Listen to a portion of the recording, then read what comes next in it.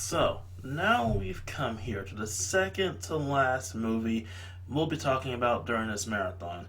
And while I'll explain why this is the second to last movie we'll be talking about next time, let's for now just focus on this movie and talk about how this new X-Men timeline might have already gone south pretty fast.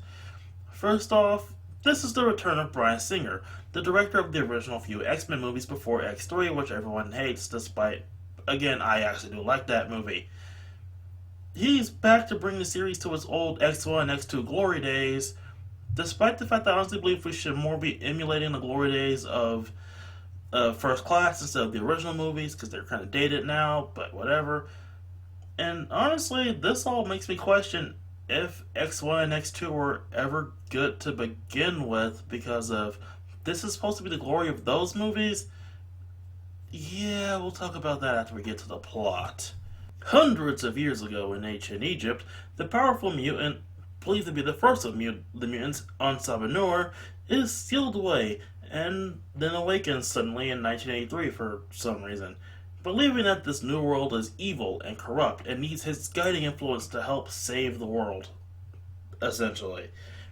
At the same time, Mystique is running around saving as many mutants as she can when she comes across and saves Nightcrawler from a mutant fighting pit and sends him off to the Institute, surprisingly, considering her distance from Xavier at the end of the last movie. At the same time, Havoc, who's alive somehow, learns that his brother Scott is awakening his own mutant powers and decides to take him to the Institute as well. All this while, Ansabanur is also doing his own recruiting, bringing Psylocke, who is beautifully acted by Olivia Munn, despite Psylocke being pretty boring in this movie. I have to mention that because I'm pretty sure someone will mention that in the comments, and I think it's best to just get that out of the way. Anyway, yeah, he brings in Psylocke and Angel to his side, and later recruits Storm somehow. I honestly think they glossed over that part of the movie about why, in fact, she's on Apocalypse's side. I just think she's just there now. And he also brings Magneto into the fold after his wife and child are killed in an accident, and he's reminded of his hatred of humanity. So he's evil again. Again. Learning of Charles Xavier's massive psychic abilities, he decides to kidnap him and destroys the mansion in the process. And because he didn't have enough of the everyone's totally screwed right now, William Stryker, of all people, shows up, kidnaps everyone, and takes them all to Weapon X. With Nightcrawler, Jean Grey, and Cyclops being the only ones left, they sneak into the facility to save everyone and give Wolverine his movie cameo. Because, again, Wolverine has to make a cameo. Xavier sends a telepathic message to everyone to help him because again, the villain's endgame is going down, and everyone rushes to Cairo to save him before Apocalypse can swap his mind with Xavier to rule the world. I guess he is going to enhance Xavier's own powers and then take control of his body instead of just mind controlling him and using that. After a large bit of fighting, partly on the mental plane and partly on the actual physical plane, Apocalypse is killed thanks to Jean Grey using the Phoenix Force. Yes, they're doing that again. Swirl and Magneto are turned to good. Magneto's case for the third time in this franchise, I keep forgetting. And Xavier goes bold because of the Mind Swap machine. And the film ends with Beast and Mystique, who's now on the X-Men side, despite running away in the last movie, helping to train a new X-Men of Cyclops, Jean, Storm, who's again here now for some reason, Nightcrawler, and Quicksilver, who's also in the movie, and hiding the fact that he's Magneto's son from him for some reason. And in the post-credit sequence, we get some mysterious dudes in black stealing Stryker's research from a destroyed Weapon X facility and finding a canister of Wolverine's blood for the Essex Corporation, meaning that Mr. Sinister will finally be making his first movie appearance pretty soon. Dear God, this plot. So, why don't we get started? Why is Magneto here? I'm honestly asking you, why is Magneto in this movie at all? By this point, it'd be more surprising that he doesn't show up in these things, instead of them just throwing Magneto down throats because his character and actor are popular. And honestly, you killed off his family to make him evil again. That's a really cheap way to do it, especially considering the fact that, again, last movie, if I remember right, he was still kind of evil. He was going to kill the entire U.S. government with Sentinels, just because he could. That's pretty evil. On top of that, you used his daughter, who was hinted at to be the Scarlet Witch, the same way that Marvel used Quicksilver and just killed them off for someone else's motivation. In the case of Quicksilver, it was kind of a sudden surprise.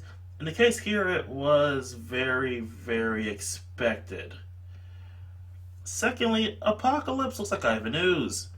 Now that we're done with that comment, let's move on and talk about how he's actually very boring. As far as the villains go, he's really, really boring, and honestly, the worst part of the movie. But again, he isn't the worst part of the movie. He is, but isn't. Like, basically, everything that's wrong with this connects back to him because fighting, but at the same time, he isn't. He's supposed to be this dire, vulnerable bad guy, but that doesn't really work for an X-Men film. On top of that, it doesn't work due to the fact that why is he switching his minds with Charles Xavier if all he wants to do is use his powers? I mean, he could just turn him into a horseman, but wait, the horsemen don't have mind control in this universe, do they? That's how Magneto and Storm turn against him. I was just gonna say, he's pretty dumb for a bad guy. I mean, Apocalypse in the comics also some of his dumb moments, but he's smart enough to know brainwash the people that you're enhancing so they don't use their powers against you. You know, Galactus eventually took that approach too. And honestly, yeah, the action is kind of boring. Looking at the whole thing, it seems utterly boring compared to the giant action sequences from this franchise alone. The action sequence at the end of First Class, hell, even the action sequence at the end of Days of Future Past, was a lot more enjoyable and a lot better paced and well done. In this case, it probably has too many people running around to do it justice, and it kind of makes me wonder what Extra would look like if Bryan Singer directed it. Kind of makes it kind of sad to imagine. And then, of course, there's the Phoenix again, but that's not how that works, and that's a whole nother conversation. Because they're gonna do another Phoenix movie.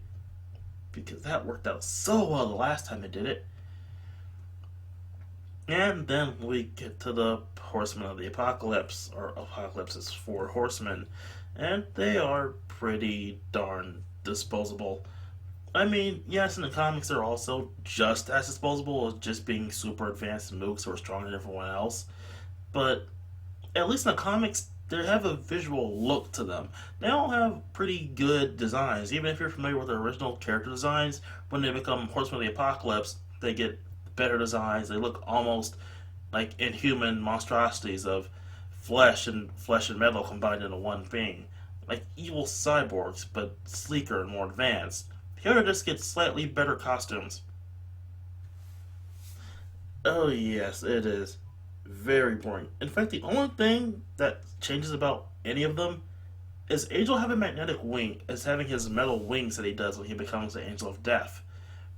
Outside of that, none of them look different from their usual self. Psylocke's outfit's the same, Magneto's outfit's the same, Storm's outfit's the same. Why is Angel the only one that gets this much of an upgrade?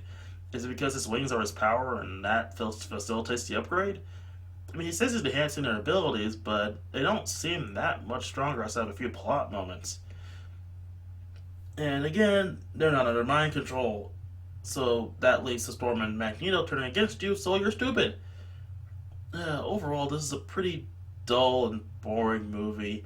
It's honestly best skipped, especially if you actually like this franchise, because you'll be wondering if X1 and X2 even had anything good about them if you watch this thing and know it's the same guy directing it. And I'm really happy that Logan's a thing, because this being Hugh Jackman's final Wolverine appearance, that would be way too sad to imagine.